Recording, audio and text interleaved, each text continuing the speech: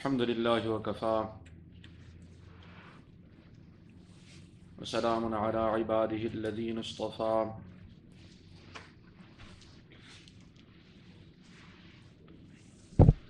أما بعد فأعوذ بالله من الشيطان الرجيم بسم الله الرحمن الرحيم يا أيها الناس اعبدوا ربكم الذي خلقكم والذين من قبلكم لعلكم تتقون صدق الله العظيم. Ayat number 21 of Surat Al-Baqarah. We did some of the brief tarjumat of the translation of this ayah, briefly went into the very basic concepts related to ibadah and worship of Allah subhanahu wa ta'ala. But the reasoning behind this worship and what is demanded of us, why? Often at times we always ask, why do we have to pray 5 times a day? Why do we have to fast in the month of Ramadan? This human inquisitive mind never stops. But it doesn't often at time look back and realize that Allah subhanahu wa ta'ala has put the answer right within us and within our own lives. In our society as human beings, you take a very, very high paying employee and you take someone who's a very low paid employee. What is expected of the two is very different. You take the minimum wage worker who's working in some random company. There's only so much demanded of them, so much expected of them. It's very simple tasks. Anything more than that, even if their manager or boss demands it, they can say that is above my pay grade. A very simple statement. And they're not held responsible for doing things that are not their pay grade or what they're not paid for. But you take a high-ranking person within any organization or a high-ranking, highly paid person in any company, there are very major expectations from that person. First and foremost, the level of experience. He's expected to know what to do and how to do and to make the very difficult decisions. Often at times, his decisions may impact everything within the company if he's very high level paid. Along with that payment, there comes many, many benefits. You take the CEO of a company, the top head of the company, how many benefits they have, what is in their package, how much they make, along with housing and transportation and so many other benefits. But with all of those benefits, someone says, you know what, I want those benefits. You sit down with the CEO and he explains to you what he does. You'll say, you know what, I think you're not paid enough. Why? Because what is expected of him and what kind of burden they carry on their shoulders, one realizes why they're given so many benefits and why they're given so much. Someone hired in a specific position and given many, many benefits and or a very high salary, there are many things expected of them. If they stay up to those standards and they fulfill those requirements, so they will remain in that position. In fact, their salaries may go up exponentially. Their benefits will go. They'll have many, many more benefits and much better packages that will be offered to them if they hold up to those expectations. If for any reason they do not hold up to that expectation, we know what happens to them. They are fired, they're removed, many other things happen to them. They lose that beautiful, that high position. This being a reality in our society, Let's come to our connection with Allah subhanahu wa ta'ala. When Allah subhanahu wa ta'ala tells us in this ayah that worship your Rabb, why? الَّذِي خَلَقَكُمْ. He's that being who has created you. When was the last time we ever stopped to think about what a creation Allah subhanahu wa ta'ala has created us as? What is there that Allah subhanahu wa ta'ala has not given us? First, we can talk about the ruh, but it's something that we can't see and we can't sense. We know it exists. Let's talk about this physical body. There are many things in this world we may marvel, and we don't even realize that Allah subhanahu wa ta'ala has created a duplicate system inside this human body. Sometimes we go out and we travel in the world. Allah subhanahu wa ta'ala has told us in the Quran that He has created us from this earth, the clay of this earth. And in essence, the nucleus of the clay. Allah subhanahu wa ta'ala has told us in quite a few places in the Quran, Salsalim min hama'im masnoon. Human being, if you try to translate it, you break down the translation, from the nucleus of the clay. A term that is now common in English. I tried to interpret this before. Difficult to put a meaning to it. But what is in the nucleus of the clay? Go travel in the world. Everything on this earth is created from the earth, which is the clay of this earth. And what a system Allah subhanahu wa ta'ala has created us human beings from. In the world, we see that Allah subhanahu wa ta'ala created this world and gave it structure. And the most unique structure is the mountains. Very, very powerful mountains.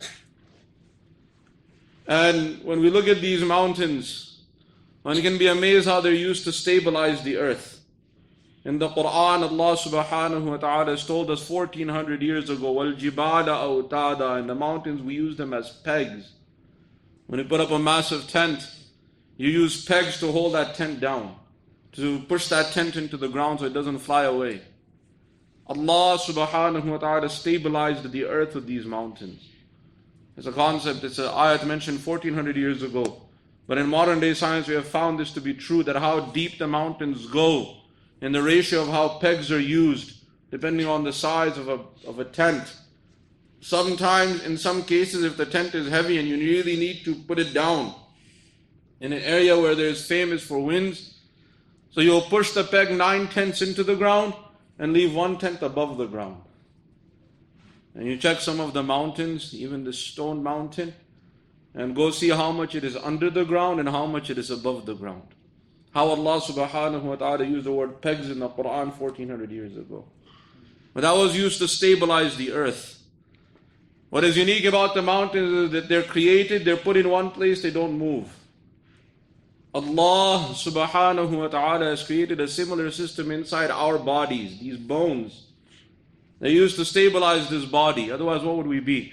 Take the bones out of a human being, what's left? We're just liquid, We won't be able to do anything. Allah subhanahu wa ta'ala put these bones inside our body, and how beautifully it has stabilized our body. And not just one part of the body that were stiff like a mountain, but Allah subhanahu wa ta'ala put different bones in different places so we can move the organs. You can move your hand, you can move your neck, you can move your head. Mountains can't do this. You don't see the mountain, half of it moving this way and moving that way. It doesn't happen. But Allah subhanahu wa ta'ala has created a better system than the mountain inside our human body. Not just the system of the earth, but something even better than that. Allah subhanahu wa ta'ala has told us in the Quran, لَقَدْ خَلَقْنَا الْإِنسَانَ فِي أَحْسَنِ تَقْوِيمٍ. Definitely we have created this human being in the best proportion.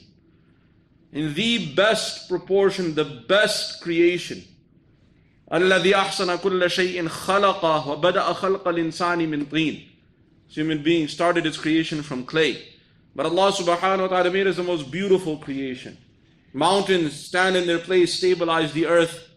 Allah subhanahu wa ta'ala created these bones, stabilized this body, but they're not like mountains. Mountains don't move. Allah subhanahu wa ta'ala made the bones to move. Then, We find in parts of the world where if it's only rock, it's too hard to walk on. It's not soft, you can't enjoy it. You can't walk in those areas. Otherwise you have to get very specialized shoes. Sometimes you have to pump air into those shoes also. If the air goes out, oh man, the shoe becomes worse than the ground. But we have to wear specialized shoes to walk on those rocks, walk on those trails, or walk up a mountain. But Allah subhanahu wa ta'ala only created some parts of the world like that. The rest of the earth, Allah subhanahu wa ta'ala placed very beautiful and soft clay on the ground. We're able to walk even without your shoes. You can walk on the clay, you can walk on the grass. Allah subhanahu wa ta'ala has made it soft. And that's only not the whole world, most of the world. In a similar system, Allah subhanahu wa ta'ala has created even a better system within our human body, the flesh. Allah subhanahu wa ta'ala covered the bones with flesh and made it so beautiful, very, very soft. Yes, we can train it and make it hard, but in general soft, Allah subhanahu wa ta'ala has made it. Otherwise, if it were just bones and rocks, it would not be very, you won't be able to shake someone's hand. Allah subhanahu wa ta'ala has created this system. Then Allah subhanahu wa ta'ala beautified this earth. The beauty of the earth in the form of grass, in the form of trees, in the form of flowers. Allah subhanahu wa ta'ala also beautified the human body. Allah subhanahu wa ta'ala put skin, and then on top of that skin, Allah subhanahu wa ta'ala put hair. And it's amazing, the system of hair. Your hair only grows so much and only grows in certain parts. Your hair grows only so long, or your beard only grows so long. But the same hair that's on your head and the same hair of your beard is the same hair that's on your eyebrows and on your eyelids. You have to cut your hair, and some cut their beard, but we don't cut our eyebrows and eyelids. They only grow so much and then they stop. Who has programmed this? So have you ever stopped to think? The hair can keep growing if you let it grow. And you can beautify it, you can make styles out of it. This style and that style. Sit down with the youth and they'll tell you how many styles there are. That's all they care about is beauty. But come to the eyebrows, come to the eyelids. They only grow so much and then they stop. They don't keep growing and growing. Otherwise, if they grew like the other hair grew, how difficult it would not only be shaving your beard, you'd be standing in front of the mirror trimming your eyelids and eyelids. Very strange, How strange that would look. But Allah subhanahu wa ta'ala, out of His immense mercy, has programmed this hair only to grow so much. But it's the same hair. It's not that far from the beard hair, or not that far from your hair on top of your head. And it's in the same area. But it stops. Who has created this beautiful system? Then you go even further. Allah subhanahu wa ta'ala put on this body certain parts that grow and certain parts that stop growing. Those that grow are nails. Allah subhanahu wa ta'ala has created a system that they grow. We cut it weekly or bi-weekly, depending on how fast they grow. And we've been doing this since we can remember. But Allah subhanahu wa ta'ala created teeth, and they stopped growing. Imagine if we had to cut our teeth the way we cut our nails. Allahu Akbar. You'll be standing in front of the mirror with a little scissor. Allah, how difficult this would be. And how strange it would be. Who has programmed this system? And you go even further. Sometimes we don't stop to think, Allahu Akbar. Allah subhanahu wa ta'ala put such important organs in the body. Very, very crucial to our existence. You take the eyes. How beneficial. And how delicate. To have all those benefits, it has to be delicate. So you can move everywhere. You can move it very, very fast. And you can see how much distance, how many colors, how much depth. The eye, subhanallah, just to make a camera that can function like the human eye, it's unbelievable. And what kind of sensory systems it gives your brain. You don't have to sit there and consciously think, okay, that is red and that is black. Your eye automatically filters all that. You automatically know. You can look at something with your eyes, you can tell if it's dangerous, or you don't even know that you see a bug, or you see a certain lizard, your eyes will tell you, hey, this thing looks dangerous, You don't even know the name of it, you've never seen it in your life, but its colors and the way it looks, subhanAllah, so the eye is already programmed that stay away from this thing, you don't want this thing near you. How Allah subhanahu wa ta'ala created, how beneficial, how useful, and how dependent we are on it. And where Allah subhanahu wa ta'ala put it? In the most beautiful place. In the watchtower, Where is the watchtower? You have a city and you have the guard. Where does the guard sit?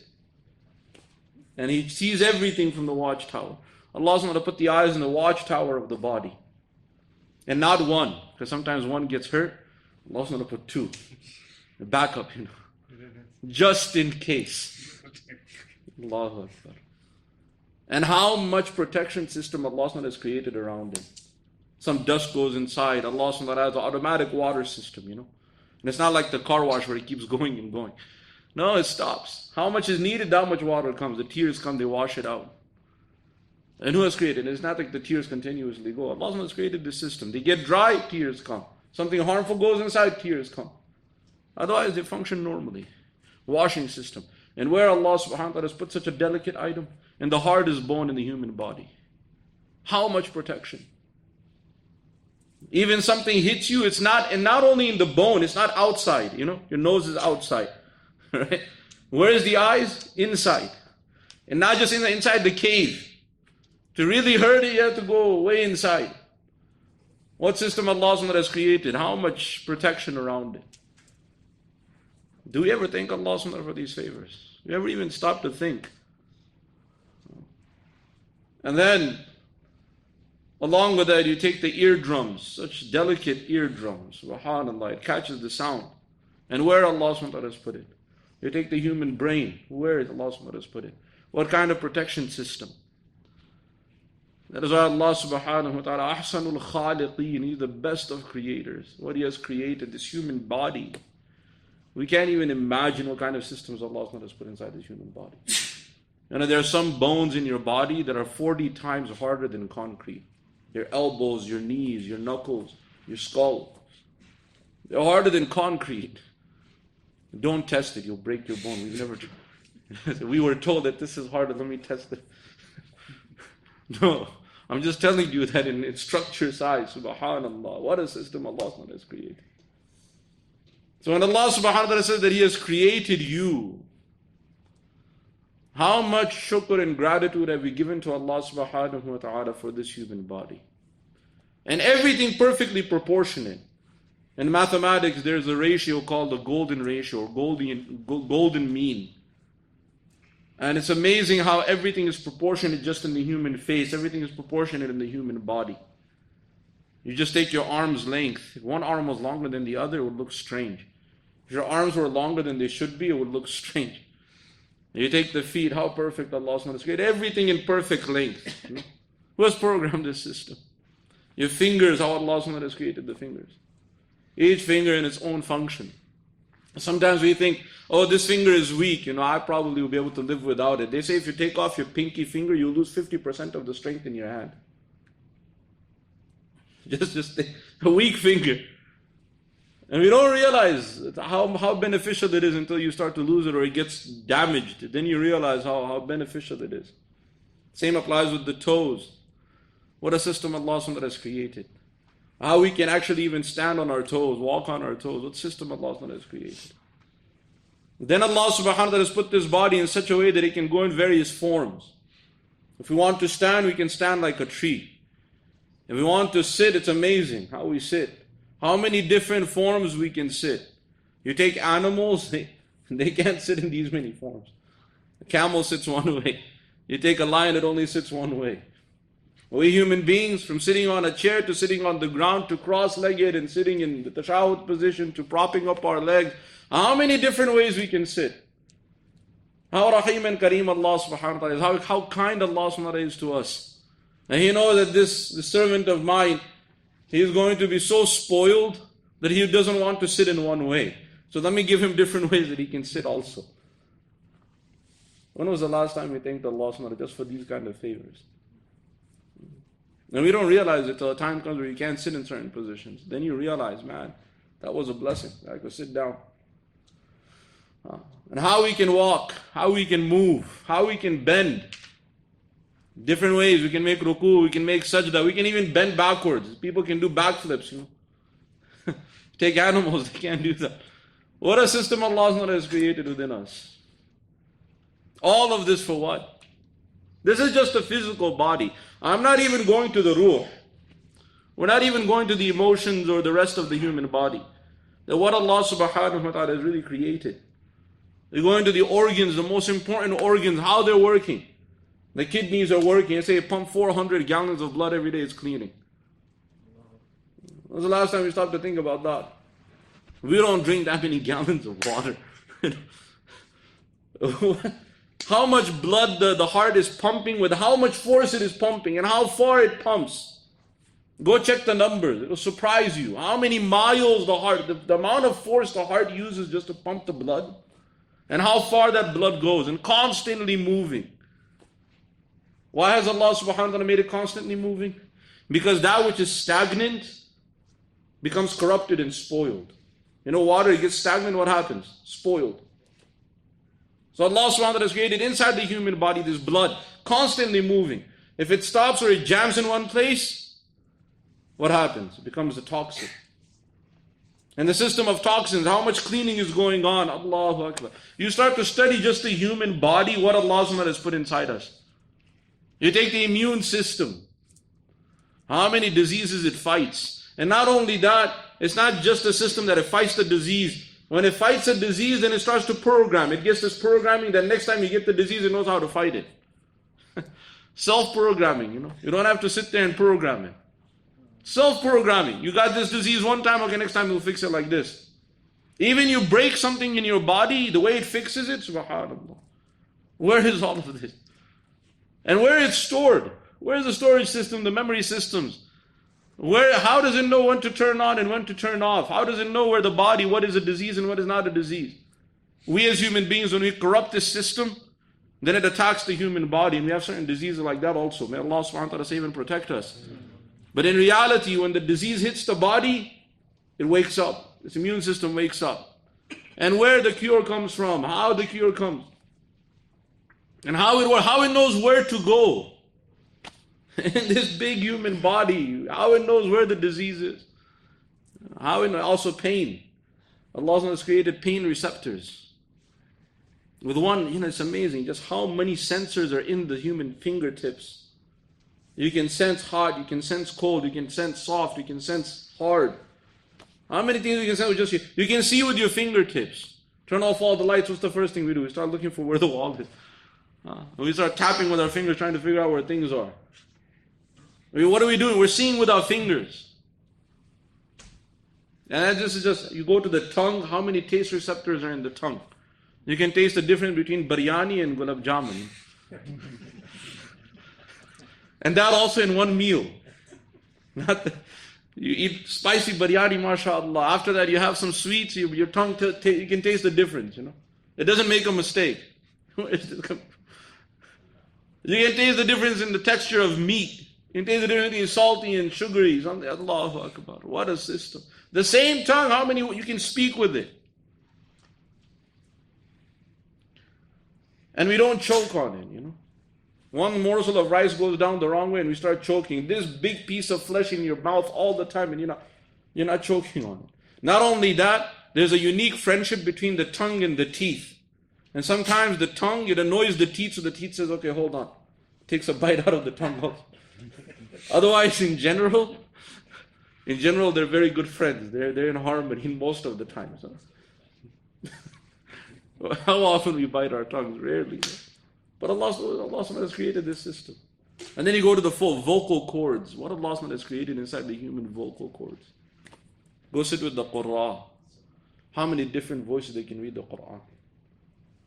And you find some of these people, what kind of noises they can make. There are people who can mimic how many animals they can mimic. All perfect, not, perfectly.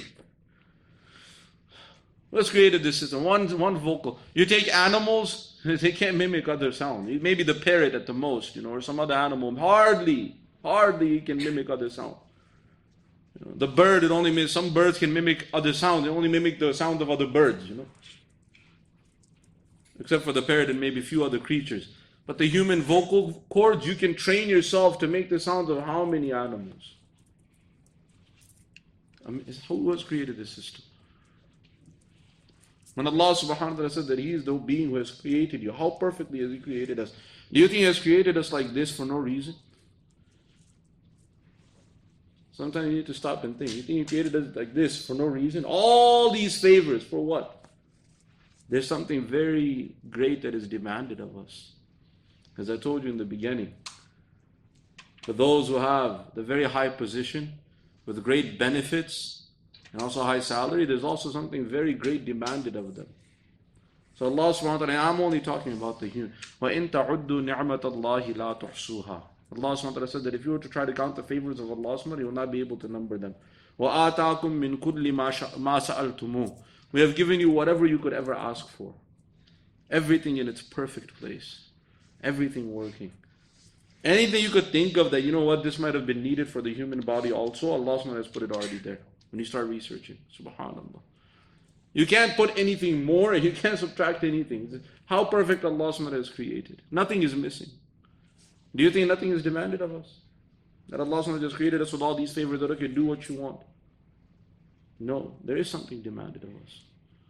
We've been given a very, very great responsibility. It's not that we're just created with all these favors to just go live our life like the animals live their life. We're created like this for a very, very great purpose. And that is u'budu rabbakum. Worship your Rabb in the best way. When it comes to ibadah, inshallah we'll go into the details of this in the next halaqah. May Allah subhanahu wa ta'ala give all of us the tawfiq to practice His deen. وَمَا عَلَيْنَا إِلَّا الْبَلَاغُ. الحمد لله رب العالمين والصلاة والسلام على سيد المرسلين وعلى آله وأصحابه أجمعين. ربنا تقبل منا إنك أنت السميع العليم وتب علينا إنك أنت التواب الرحيم. اللهم نور قلوبنا بالقرآن وزين أخلاقنا بالقرآن ونجنا من النار بالقرآن وادخلنا في الجنة بالقرآن. اللهم اجعل القرآن لنا في الدنيا قرينا وفي القبر مونسا وعلى الصراط نورا وفي الجنة رفيقا ومن النار سترا وحجابا. اللهم اقض حاجاتنا وحاجات المسلمين. اللهم اشف مرضانا ومرضى المسلمين. اللهم اشفهم أنت شافي لا شفاء إلا شفاؤك شفاء لا يغادر سقما. اللهم ارحم موتانا وموتى المسلمين. ربنا آتنا في الدنيا حسنة وفي الآخرة حسنة وقنا عذاب النار. سبحان ربك رب العزة عما يصفون وسلام على المرسلين والحمد لله رب العالمين.